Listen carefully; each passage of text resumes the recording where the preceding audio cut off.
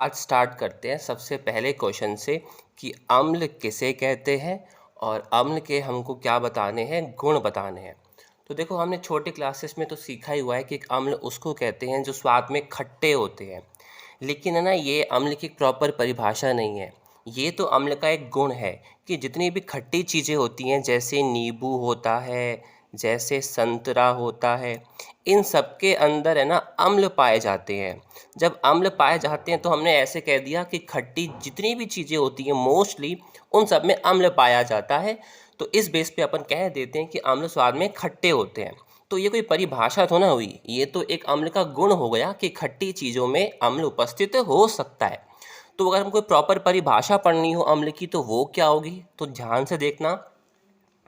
अम्ल वो रासायनिक यौगिक होते हैं। अब यौगिक तो आपने सीखा हुआ है ना, जैसे अगर अपन बात करें H2O की, कि भाई यौगिक वो होते हैं जो एक या एक से अधिक तत्वों से मिलकर बने हुए होते हैं, है ना। जैसे यहाँ पे दो हाइड्रोजन के तत्व अगर मैं लूँ और एक ऑक्सीजन का तत्व लूँ तो यहाँ पे जल का यौगिक बन गया। तो अब ऐसे ही जो अम्ल होते हैं ना, वो भी एक यौगिक होते हैं। अब हम कब उन यौगिकों को अम्ल कहेंगे, आपको क्या करना है। हमने एग्जाम्पल लिया HCl का। HCl को कहा जाता है हाइड्रोक्लोरिक अम्ल। HCl का नाम है हाइड्रोक्लोरिक अम्ल। अब आपको ये सारे अम्लों के नाम याद रखने ही पड़ेंगे। तो हम इसको कब कह सकते हैं कि ये अम्ल है, ध्यान से देखना। सबसे पहले आपको क्या लेना है, जल लेना है। आप मान के चलिए कि एक पात्र है, इसके अंदर हमने जल ले रखा है। अब आपको क्या करना है, इस यौगिक को जल के अंदर डालना है।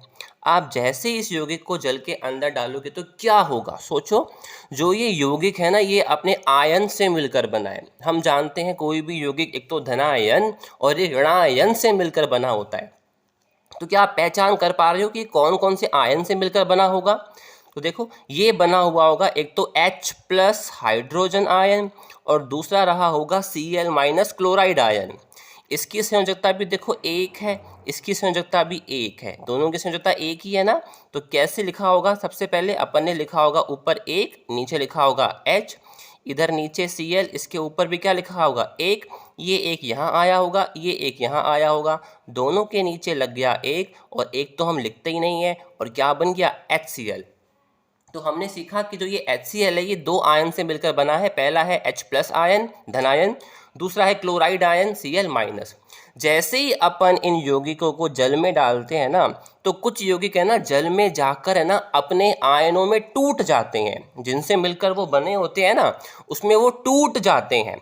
तो अब HCl किन से मिलकर बना था, क्या जल में जाकर वो उसमें टूट नहीं जाएगा। तो जल में जाकर HCl क्या देगा, एक तो H+ आयन देगा और दूसरा क्या देगा, Cl- आयन देगा। तो तुमने कहा कि सर यहाँ पे HCl अपने आयनों में टूट गया, और अपने आयनों में टूटने के लिए एक वर्ड यूज किया जाता है जिसका नाम है आयनित होना। कि ये HCl जल में जाकर पहले हुआ आयनित, उसके बाद इसने एक तो H+ दे दिया जल में और एक Cl- दे दिया। तो जब भी आपको जल के अंदर H+ आयन मिल जाए तो समझ जाना वो पदार्थ जो आपने डाला है वो अम्ल है। तो HCl को डालने पर आपको जल में एक H+ आयन मिला, तो आपको कहना ही पड़ेगा कि जो ये HCl है ये किसका उदाहरण है, एक अम्ल का उदाहरण है। एक और एग्जाम्पल करते हैं। जैसे हमने यहाँ पे लिखा H2SO4, इसका नाम होता है सल्फ्यूरिक अम्ल। देखो, मैंने बता ही दिया कि ये एक अम्ल है। इसका मतलब है कि अगर अपन इसको जल में मिलाएंगे तो 100% ये आयन टूटेंगे और एक H+ आयन भी जल में आएगा। तो सोचते हैं कि ये H2SO4 कैसे बना है। आप खुद सोचो, ये H के नीचे 2 लिखा हुआ है और ये पूरे SO4 के नीचे 1 लिखा हुआ है। तो ये संयोजकताएं क्या ऐसे ऊपर से नहीं आई होंगी। तो ये एक तो कहाँ से आया होगा, इस H के ऊपर से। तो आपको क्या लिखना पड़ेगा, H के ऊपर प्लस, क्योंकि पहले धनायन होता है। उसके बाद जो यहाँ पे ये SO4 है, इसके ऊपर क्या चला जाएगा, 2, लेकिन -2 आएगा, क्योंकि हम जानते हैं सल्फेट आयन तो माइनस वाला होता है। तो ये एक तो H+ और एक सल्फेट SO4 -2 आयन से बना है। जैसे ही आप इसको जल में डालोगे तो क्या ये जल में जाकर अपने आयनों में नहीं टूट जाएगा, और अपने आयनों में टूट जाएगा तो क्या जल में हमको H+ नहीं मिल जाएगा। और अभी तो हमने पढ़ा है कि अगर किसी यौगिक को जल में डालें और वो हमको एक H+ आयन दे, तो उसको हम क्या कहते हैं, अम्ल कहते हैं। तो H2SO4 भी किसका एग्जाम्पल है, अम्ल का एग्जाम्पल है। तो आई होप आपको क्लियर हो गया होगा। अब हमें 4 एग्जाम्पल याद करने हैं अम्ल के, जो चैप्टर में बार बार आने वाले हैं। कौन कौन सा, पहला हमने याद कर लिया HCl हाइड्रोक्लोरिक अम्ल, दूसरे का नाम है H2SO4 सल्फ्यूरिक अम्ल, एक और है जिसको कहते हैं HNO3। याद रखना इसका नाम होता है नाइट्रिक अम्ल। क्या होता है इसका नाम, नाइट्रिक अम्ल होता है, ठीक है। एक और पढ़ना है CH3COOH। क्या है, CH3COOH, ये भी बड़ा फेमस अम्ल है, इसका नाम होता है एसिटिक अम्ल। तो ये सारे के सारे अम्लों के नाम आपको याद करने हैं, 4 जो मेन है।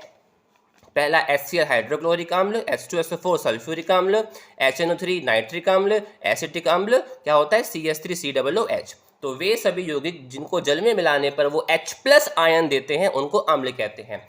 सबसे बड़ी बात, H+ आयन का नाम क्या है, हाइड्रोजन आयन। तो हम ऐसे भी कह सकते हैं जो जल में मिलाने पर हाइड्रोजन आयन देते हैं उन्हें क्या कहते हैं, अम्ल कहते हैं। अब एक बात बताओ, अब आप ध्यान से देखना क्या होगा, जैसे ही आपने अम्ल को जल में डाला तो क्या जल में आने पर उसने H+ आयन नहीं दे दिया। अब इस H+ आयन जो जल में बना है ना, अपन इसकी बात करते हैं कि इसकी क्या खास बात है, सोचो। तो H+ के बारे में हमने पिछली वाली वीडियो में भी सोचा था कि भाई H का परमाणु क्रमांक होता है 1, मतलब 1 इलेक्ट्रॉन, ऊपर लग गया प्लस, मतलब वो एक भी चला गया। तो क्या H+ के पास कोई इलेक्ट्रॉन नाम की चीज है, नहीं है। मतलब ये चाहता है कि मेरे पास कुछ तो इलेक्ट्रॉन हो, इसके पास तो इलेक्ट्रॉन ही नहीं है। अब ये जल के अंदर बैठा है, इसने देखा कि अरे मैं तो जल के अंदर बैठा हूं, और जल को तो हमने पिछली वाली वीडियो में सहसंयोजक बंध की सहायता से कुछ ऐसे पढ़ा था कि जो जल होता है ना, इसके ऑक्सीजन के पास अभी भी 4 इलेक्ट्रॉन होते हैं जिसने बंध नहीं बनाया होता, और इनसे हम इलेक्ट्रॉन ले सकते हैं। तो क्या आपको याद आ रहा है, हमने वहां पर उपसहसंयोजक बंध बनाया था। ये दोनों इलेक्ट्रॉन्स के फलस्वरूप इन दोनों के बीच में क्या बन जाएगा, बंध बन जाएगा। और हम क्या बना दिया करते थे, H3O+ बना दिया करते थे। और इस H3O+ को अपन क्या कहते थे, इस H3O+ को हाइड्रोनियम आयन कहते थे। याद रखना, H3O+ को क्या कहते हैं, हाइड्रोनियम आयन। तो क्या, जब एक बात बताओ, अम्लों को जल में मिलाएंगे तो अम्ल पहले H+ देगा, H+ कहेगा कि मेरे पास इलेक्ट्रॉन ही नहीं है। अरे जल, तेरे पास तो ये ऊपर से 2 इलेक्ट्रॉन हम ले सकते हैं और बंध बना सकते हैं। तो क्या दोनों ही बंध नहीं बना देंगे, और इसके फलस्वरूप ये क्या बना देगा, H3O+, जिसको क्या कहते हैं, हाइड्रोनियम आयन कहते हैं। तो 100% जब भी अम्ल आप पानी में डालो 100% H+ बनेगा, और वो H+ 100% जल से क्रिया करके क्या भी बनाएगा, हाइड्रोनियम आयन भी बनाएगा। तो एक बार अपन परिभाषा को देख लेते हैं ना। पहला क्वेश्चन कह रहा है अम्ल किसे कहते हैं, इसकी विशेषताएं लिखिए। तो परिभाषा देखते हैं, वे पदार्थ जिन्हें जल में मिलाने पर हाइड्रोजन आयन, है ना, H+, या हाइड्रोनियम आयन H3O+ उत्पन्न करते हैं उन्हें क्या कहते हैं, अम्ल। यहाँ तो H+ मिल जाए, और जब H+ मिल जाएगा तो वो जल से क्रिया करके क्या बनाएगा, H3O+ भी बनाएगा।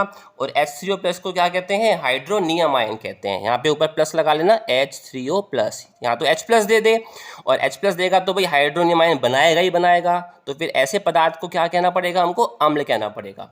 अब हम पढ़ेंगे अम्ल की विशेषताएं। तो अम्ल की देखो, पहली विशेषता यही है कि अम्ल स्वाद में क्या होते हैं, खट्टे होते हैं। ये हम सब जानते हैं कि अम्ल स्वाद में क्या होते हैं, खट्टे होते हैं। अब हम और इसकी जानते हैं कि इसके और क्या क्या गुण हो सकते हैं। तो देखो, अब हम एक वर्ड यूज़ करेंगे जिसका नाम होता है लिटमस पेपर। लिटमस पेपर को अभी हम इस चैप्टर में आगे बहुत डिटेल में पढ़ने वाले हैं कि लिटमस पेपर कैसे बनता है, कहाँ से प्राप्त होता है। अलग से एक सूचक वाला क्वेश्चन है, लेकिन अभी हम थोड़ा जल्दी में पढ़ते हैं। लिटमस पेपर क्या होता है, एक इंडिकेटर होता है, हमको सूचना देगा कि ये कोई पदार्थ अम्ल है कि कोई पदार्थ क्षार है। कैसे मालूम चलेगा, लिटमस पेपर है ना, 2 कलर्स के आते हैं। पहला तो होता है लाल लिटमस पेपर, और दूसरा होता है नीला लिटमस पेपर। पहला होता है लाल लिटमस पेपर, दूसरा होता है नीला लिटमस पेपर। अब क्या खास बात होती है, आपको क्या ध्यान रखना है, आपको अनील ध्यान रखना है। क्या रखना है, अनील। यहाँ पे A का मतलब है अम्ल, N का मतलब है नीला, और L का मतलब है लाल। तो इसका मतलब है कि अम्ल नीले लिटमस पेपर को लाल कर देते हैं। कि अगर कभी आप नीले लिटमस पेपर के ऊपर अम्ल को डाल दो तो फिर वो नीला लिटमस पेपर क्या बन जाएगा, लाल बन जाएगा। तो अब एक एक्सपेरिमेंट करते हैं। अगर हम क्या करें, HCl ले लें और हमारे पास रखा हुआ है एक नीले कलर का लिटमस पेपर। अगर हम इस अम्ल को इस नीले लिटमस पेपर के ऊपर डालें, अभी हमको पता नहीं है कि ये अम्ल है, बस किसी ने कहा ये यौगिक है, एक्सपेरिमेंट करके बताओ कि ये अम्ल है कि क्षार है। आपने कहा भाई सबसे पहले हम नीला लिटमस पेपर ले लेते हैं, इसके ऊपर हमने अम्ल को डाला और हमने क्या देखा कि ये नीला लिटमस पेपर लाल बन गया। तो तुम फट से क्या सोचोगे, अरे नीले लिटमस पेपर को तो लाल अम्ल करता था और यहाँ पे नीला वाला लाल भी हो गया है, मतलब 100% जो मैंने इसके अंदर यौगिक डाला है वो क्या रहा होगा, अम्ल रहा होगा। सबसे बड़ी बात ध्यान रखना, कभी भी लिटमस पेपर के ऊपर हम किसी चीज़ को डालते हैं ना, तो वो डलने वाली चीज़ हमेशा है ना विलयन के फॉर्म में होनी चाहिए। ऐसा नहीं है कि आपके पास कोई अम्ल ठोस रूप में है आप उसको ही डाल रहे हो, नहीं, लिटमस पेपर के ऊपर डालने वाली चीज एक विलयन के रूप में होनी चाहिए। तो आप अगर HCl का विलयन नीले लिटमस पेपर पे डालोगे तो वो कौन सा बन जाएगा, लाल कलर का बन जाएगा। तो दूसरा गुण याद रखना, अम्ल नीले लिटमस पेपर को लाल कर देते हैं। लिटमस पेपर क्या होता है, कैसे बनता है, कहाँ से मिलता है, वो आगे आने वाले क्वेश्चन में हम पढ़ने वाले हैं। तीसरा होता है, जो अम्ल होते हैं वो विद्युत के सुचालक होते हैं। अब ये बात तो आप सब जानते हो, सुचालक और कुचालक क्या होता है। सुचालक का मतलब होता है कि अम्ल के द्वारा भी विद्युत को जनरेट किया जा सकता है, विद्युत को बनाया जा सकता है। चैप्टर में आगे पूरा एक क्वेश्चन आएगा, सिद्ध करके बताओ कि अम्ल व क्षार के द्वारा विद्युत उत्पन्न की जा सकती है, तो वहाँ एक्सप्लेन करेंगे डिटेल में। लेकिन अभी आपको बस याद रखना है कि अम्ल की सहायता से भी हम विद्युत बना सकते हैं। अतः अम्ल विद्युत के क्या होते हैं, सुचालक होते हैं। हमने पढ़ लिया, कितनी गुण पढ़ लिए, 3 गुण पढ़ लिए। अगला पढ़ना है कि जो अम्ल होते हैं ना वो प्रबल संक्षारक होते हैं। अम्ल क्या होते हैं, अम्ल प्रबल संक्षारक होते हैं। अब सर ये संक्षारक क्या चीज़ है, ध्यान से देखना। हमने पढ़ा है हमारे घरों में भी सोने होते हैं, चांदी के आभूषण होते हैं। ये ना सोने और चांदी के आभूषण इतनी जल्दी खराब वाले नहीं होने वाले नहीं होते कि भाई थोड़ी देर आपने इनको पहना और ये जल्दी से इसके गहने खराब हो गए। लेकिन कुछ चीज़ें ऐसी होती हैं जो उन चीज़ों को भी बहुत जल्दी गला देती हैं, बहुत जल्दी खराब कर देती हैं, जो लंबे समय तक खराब नहीं हो सकते थे। तो उनको क्या कहना पड़ेगा, संक्षारक कहना पड़ेगा। तो प्रबल अम्ल जो अम्ल होते हैं वो प्रबल संक्षारक क्यों होते हैं। अगर आप सोने या चांदी के ऊपर अम्ल को डाल दें तो अम्ल क्या कर सकता है, कुछ ही देर में हमारे सोने और चांदी के आभूषणों को गला सकता है, उनकी चमक को खत्म कर सकता है, अर्थात संक्षारक की तरह काम करता है। तो याद रखना, जो अम्ल होते हैं वो संक्षारक की तरह काम करते हैं। अब एक मज़ेदार बात और क्या है, अभी इस चैप्टर में हम है ना आगे पढ़ने वाले होंगे पीएच स्केल। वो पीएच स्केल हमको बताएगा कि कोई पदार्थ अम्ल है कि क्षार है। तो स्केल क्या होता है पता है, उस स्केल में है ना 0 से लेकर 14 तक है ना पैमाना लिखा हुआ होता है और बीच में होता है 7। अब ये स्केल कहता है कि भाई मेरे ऊपर तुम है ना कोई भी पदार्थ डालो और फिर मैं उस पदार्थ को एक नंबर दूंगा और वो नंबर आपको बताएगा कि वो पदार्थ अम्ल है कि क्षार है। तो ध्यान से देखना, अगर आप इस स्केल के ऊपर एक पदार्थ डालो और ये पदार्थ के ऊपर जब आप डालोगे, इस पदार्थ को आप डालोगे और इसने स्केल ने क्या किया, नंबर 7 से कम दिया। जब भी नंबर 7 से कम आता है तो ध्यान रखना वो पदार्थ अम्ल होता है। क्या होता है, अम्ल होता है। तो जो ये 0 से लेकर 14 तक नंबर है ना, इनको कहते हैं पीएच। क्या बोलते हैं, पीएच। कि भाई किसी पदार्थ की पीएच 0 भी हो सकती है, किसी पदार्थ की पीएच 7 भी हो सकती है, किसी पदार्थ की पीएच 14 भी हो सकती है। तो अगर किसी पदार्थ की पीएच ये स्केल 7 से कम दे दे, क्या कर दे, 7 से कम दे दे, तो वो पदार्थ कैसे होते हैं, अम्ल होते हैं। तो अगला गुण पढ़ना पड़ेगा कि जो अम्ल होते हैं, अम्लों की पीएच क्या होती है, 7 से कम होती है। 7 भी नहीं, क्या होती है, 7 से कम होती है, ध्यान रखना। तो ये हमने पढ़ लिए बेसिक जितने भी गुण होते हैं अम्लों के। एक गुण अम्ल का रह गया, वो तब एक्सप्लेन करेंगे जब अपन क्षार के गुण पढ़ेंगे। तो अब अपन पहले पढ़ लेते हैं कि अब क्षार क्या होते हैं। चलो अब पढ़ते हैं क्षार क्या होते हैं। तो देखो ये भी क्षार की अपन जो परिभाषा छोटे क्लासेस में पढ़ के आते हैं ना, वो उसके क्या होते हैं, गुण होते हैं। जैसे आपने पढ़ा होगा कि क्षार जो होते हैं वो स्वाद में कड़वे होते हैं। तो जो क्षार स्वाद में कड़वे होते हैं ना, ये इसका गुण है कि भाई कई कड़वी चीज़ों के अंदर क्षार हो सकता है। सभी कड़वियों में नहीं होता, लेकिन कई कई कड़वी चीज़ों में क्षार होता है, इसलिए कह देते हैं कि क्षार कैसे होते हैं, कड़वे होते हैं। अब साबुन होता है, साबुन तो चिकना होता है ना, और साबुन को बनाने के लिए भी किसको काम में लिया जाता है, क्षार को काम में लिया जाता है।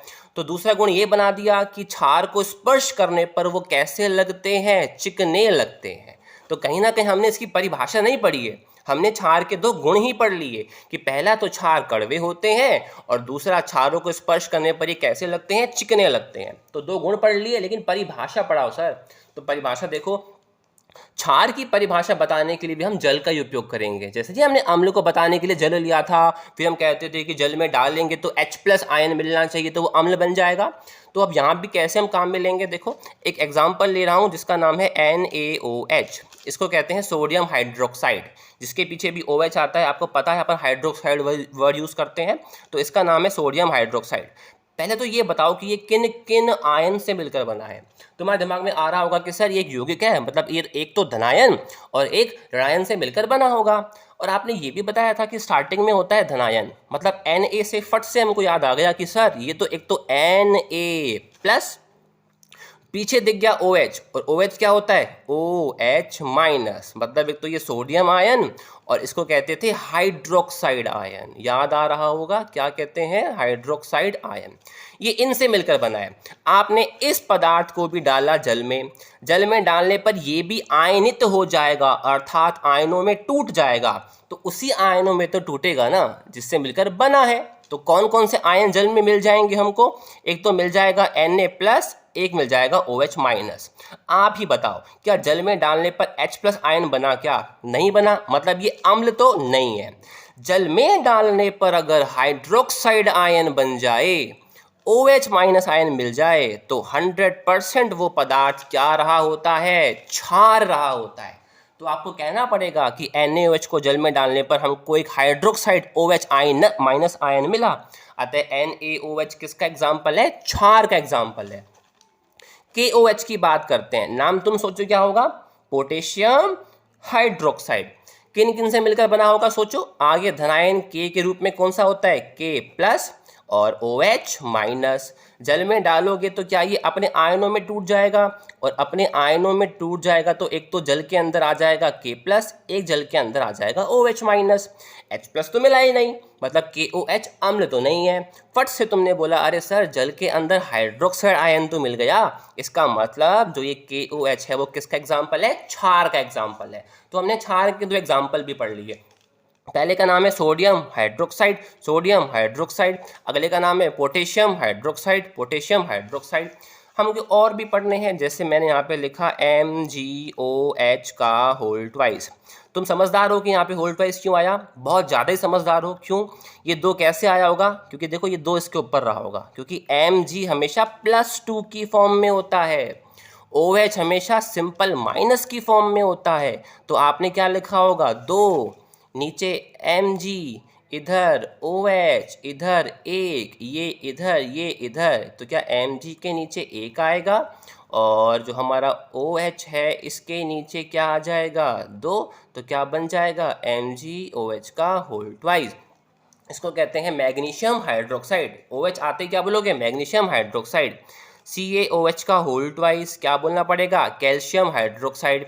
समझदार हो, यहाँ पे दो क्यों आया, क्योंकि Ca+2 की फॉर्म में मिलता है और ये दो नीचे आया होगा, है ना, कैल्शियम हाइड्रोक्साइड। एक और काम का याद कर लो, NH4OH। क्या इसे याद नहीं आ रहा, अमोनियम आयन, अमोनियम आयन। तो पूरे का नाम क्या बन जाएगा, अमोनियम हाइड्रोक्साइड, अमोनियम हाइड्रोक्साइड। तो 5 एग्जाम्पल याद करें, नोट्स में दिख भी जाएंगे। पहला सोडियम हाइड्रोक्साइड याद करना ही है, दूसरा पोटेशियम हाइड्रोक्साइड, तीसरा magnesium hydroxide, calcium hydroxide, ammonium hydroxide. ये 5 हो गए हमारे क्षारों के एग्जाम्पल। परिभाषा हमने याद कर ली। अब इसके हमको क्या पढ़ने हैं, इसके गुण पढ़ने हैं। गुण में हमने दो तो पढ़ लिए, क्षार कैसे होते हैं, स्वाद में कड़वे होते हैं, स्पर्श करने पर क्या लगते हैं, चिकने लगते हैं। आपको याद है हमने अम्ल में पढ़ा था कि अम्ल विद्युत के सुचालक होते हैं। ऐसे ही जो क्षार होते हैं ना, ये भी विद्युत के सुचालक ही होते हैं, ध्यान रखना। अम्ल से भी विद्युत बन सकती है और क्षार से भी बनती है, तो क्षार भी विद्युत के क्या होते हैं, सुचालक होते हैं। हमने पढ़ा था कि जो अम्ल होते हैं वो प्रबल संक्षारक होते हैं, मतलब बहुत जल्दी गला देते हैं। और जो क्षार होते हैं ना, आपको याद रखना है, क्षार भी प्रबल क्या होते हैं, संक्षारक होते हैं, ध्यान रहेगा।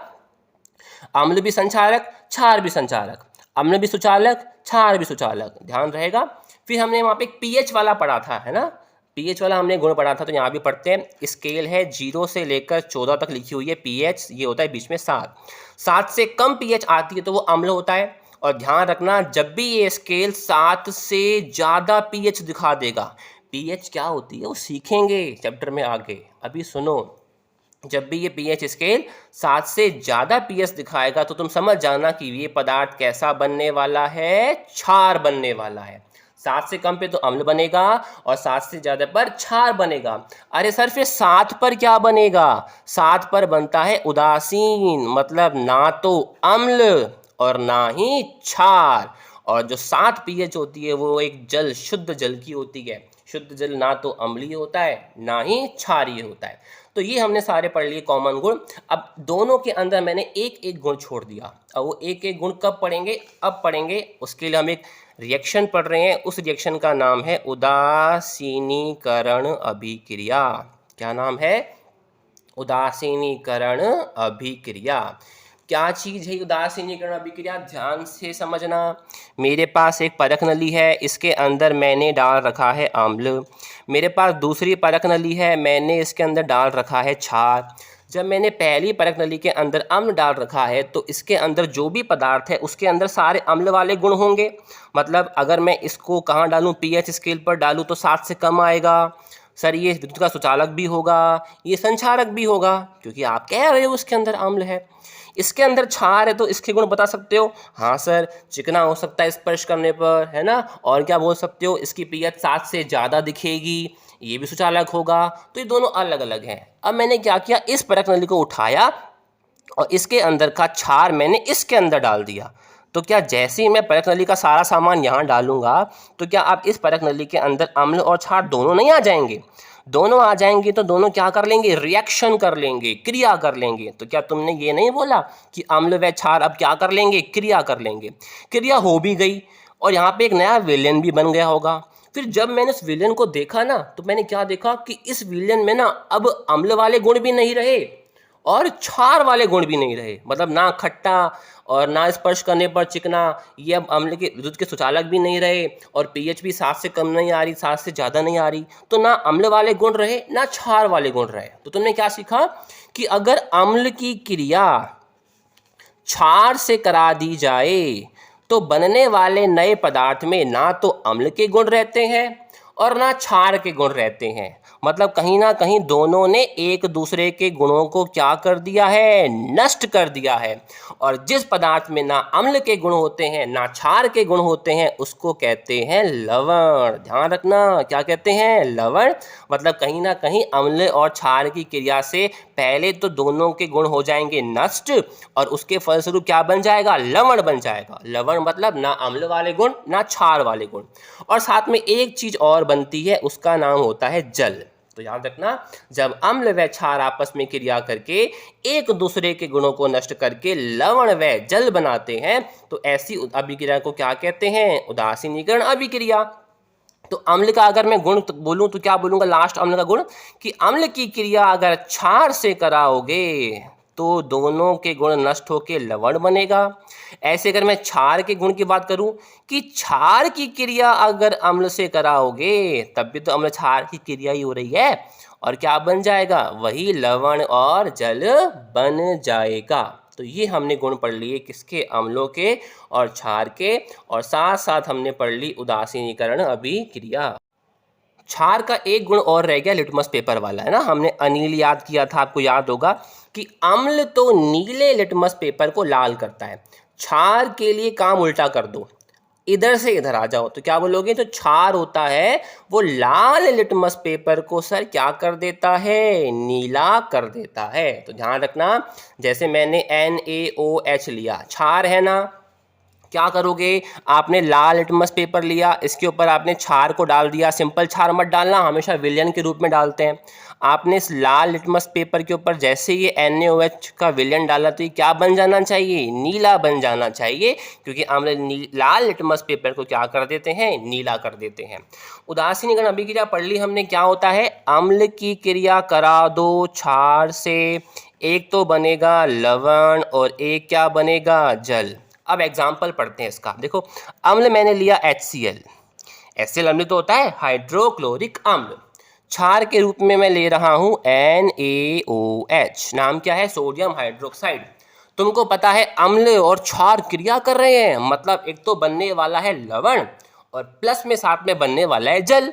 अब जल के बारे में तो पता है ना, वो तो H2 होता है। तो बिना सोचे समझे तुम एक चीज तो बना दो कि जल बनने वाला है, तो मैं H2O तो कम से कम लिख दूं। अब यहाँ पे जो बची हुई चीज होगी वो क्या बन जाने वाला है, वो लवण बन जाने वाला है। अब कैसे बनेगा लवण, ध्यान से देखो।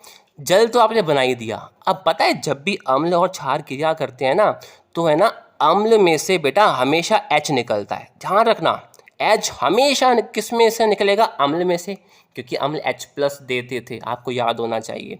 और OH हमेशा निकलता है क्षार में से, क्योंकि क्षार क्या करते हैं, OH- देते हैं। तो देखो, अम्ल में से निकला H, क्षार में से निकला OH, तो क्या H2O नहीं बन गया, ये तो जल बन गया। और जल को हमने बाहर निकाल दिया। बच क्या गया, यहाँ पर तो बच गया Cl, यहाँ पे बच गया Na।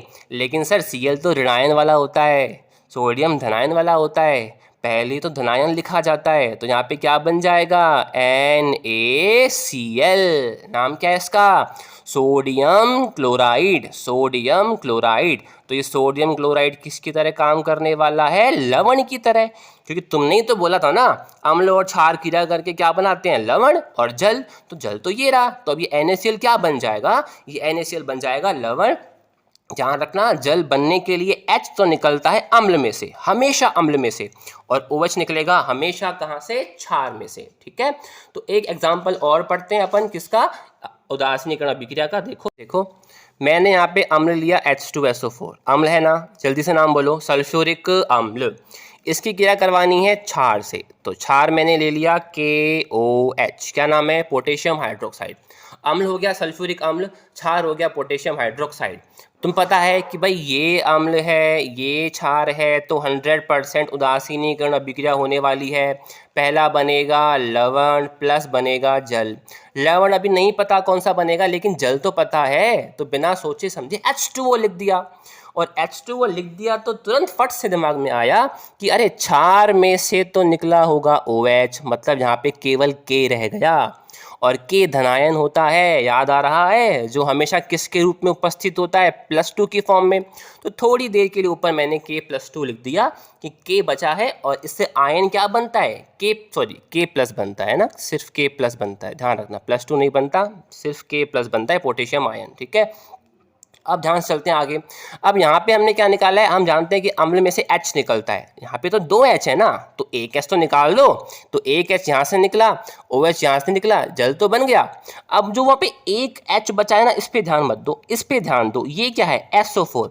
और SO4 क्या होता है, -2 की फॉर्म में मिलता है, सल्फेट आयन, याद आ रहा है ना। तो देखो K+ तो यहाँ पे रह गया, यहाँ पे रह गया SO4 -2। तो इससे आप क्या बना सकते हो, सोचो ना, K+SO4 -2, तो क्या होगा, इसकी संयोजकता 1, यहाँ पे लिखोगे K, इसकी 2, यहाँ पे लिखोगे SO4, ये इसके नीचे, ये इसके नीचे, तो क्या K2 और SO4 के नीचे 1 नहीं आ जाएगा, तो इन शॉर्ट बन क्या जाएगा, K2SO4। तो यहाँ पे लवण के रूप में क्या बन जाने वाला है, K2SO4।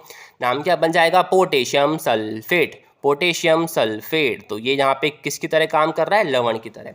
कैसे बनाया, दोबारा देखो, बहुत ज़रूरी है सीखना, रटना इसको कतई नहीं है। हमने यहाँ पे अम्ल लिया H2SO4, क्षार लिया KOH। पता है अम्ल की क्रिया क्षार से हो रही है, अरे सर जल तो बना ही दो, तो H2O बना ही दिया। लवण और बनेगा, वो देखना है क्या बनेगा लवण। तो देखो, आपने बताया था क्षार में से हमेशा OH निकलता है, गया, केवल बच गया K। जो बच जाता है उसका आयन ढूंढो, उसका आयन ढूंढो। K के रूप में आयन कौन सा होता है, हमेशा K+ होता है, हमेशा कौन सा होता है, K+। यहाँ से H निकलता है, 2 H है, लेकिन एक H तो गया। अब एक H बच गया ना, उसको छोड़ो, मेन कौन रह गया, सल्फेट आया है, तो SO4 - 2 की फॉर्म में होता है। अब केवल इन दोनों को ध्यान दो, इससे बनेगा लवण K प्लस SO4 - 2, ये एक इसके नीचे, ये दो इसके नीचे, तो क्या बन जाएगा K2SO4, क्या बोलते हैं, पोटेशियम सल्फेट। ठीक है, तो ये रिएक्शंस रही, ध्यान से देखो।